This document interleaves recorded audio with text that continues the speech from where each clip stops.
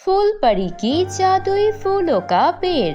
फूल परी राज्य में बहुत सारी परियां मिलजुल कर रहती थी। वहाँ पर सुहानी नाम की एक फूल परी रहती थी। सुहानी परी को फूलों के पेड़ों से बहुत ज्यादा लगाव था। वह सिर्फ अपनी फूल परी राज्य में ही बहुत सारी बगीचे का देखभाल करती थी। उसे ये सब करना अच्छा लगता था। एक दिन सुहानी परी सोचती है, मैंने यहाँ पर बहुत तरह के फूलों के पेड़ लगाकर देख लिया है, लेकिन ये ज्यादा अच्छे फूल नहीं देते हैं। मैंने सुना है पृथ्वी वाले के पास बहुत अच्छी मिट्टी है। अगर मैं पृथ्वी पर भी जाकर अपनी जादुई फूल के पेड़ लगाऊं, तो क्या ये अच्छी फूल दे सकते हैं? ऐसा सोचकर सुहानी परी रानी परी के पास जाती है और अपना एक फूल का पेड़ पृथ्वी लोक पर लगाने के बारे में सोचती है।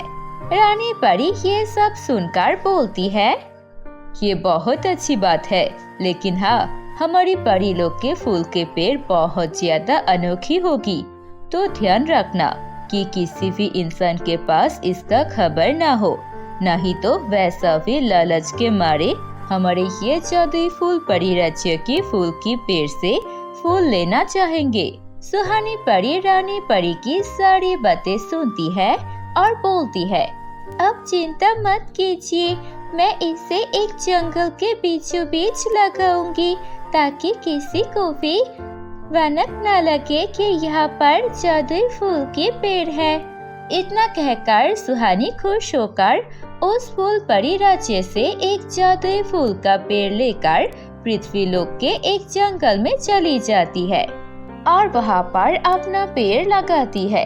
कुछ दिनों में वह पेड़ बहुत बड़ा हो जाता है और उस पेड़ में फूल परी राज्य की फूलों से भी बहुत बड़ी बड़ी फूल होती है और बहुत ही अच्छी खुशबू आने लगती है। ये देखकर सुहानी परी बहुत खुश होती है। अरे वाह, मैंने जैसा सोचा था बिल्कुल वैसा ही हुआ। पृथ्वी लोक की मिट्टी बहुत ही ज्यादा सुंदर है। इसके वजह से मेरे फूल का पेड़ भी कितना खूबसूरत खिला हुआ है।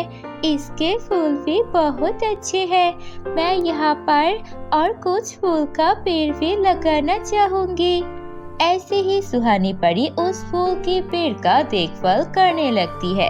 वह कभी कभी पृथ्वी लोक पर आती थी और उस फूल के पेड़ के नीचे ही सो जाया करती थी। ऐसे ही दिन बीतने लगते हैं।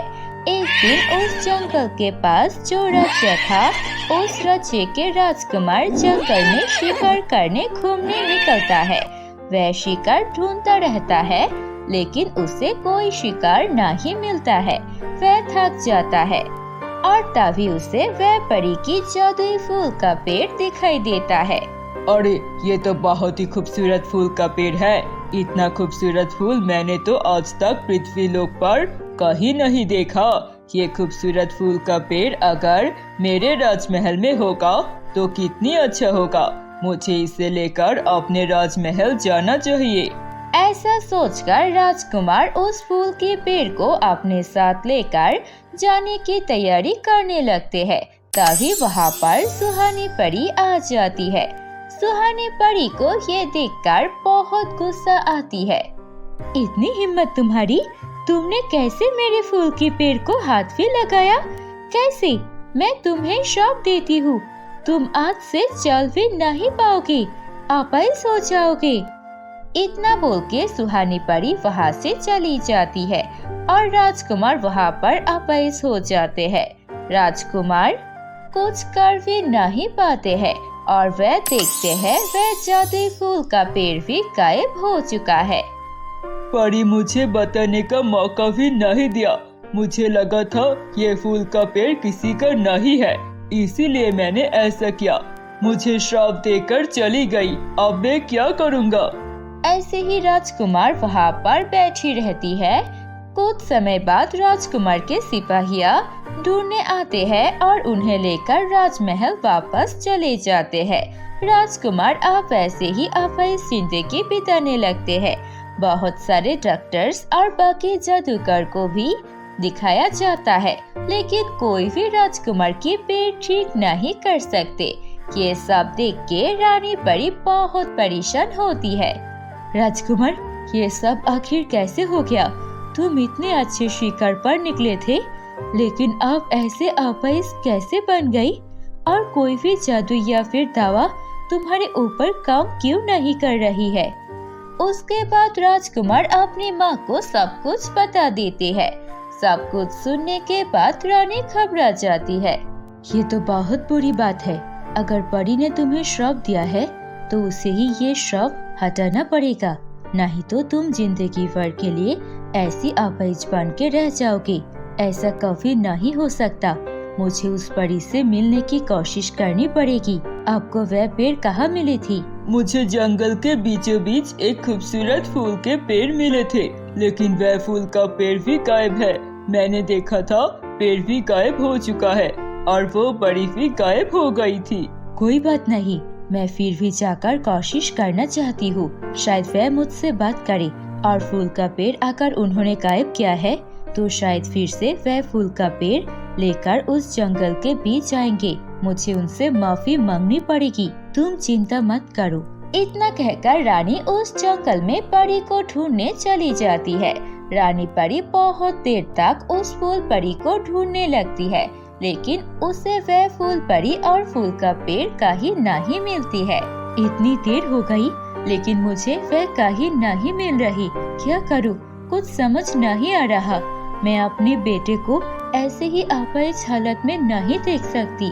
ऐसा ही सोच के रानी परी एक पेड़ के नीचे बैठकर रोने लगती है।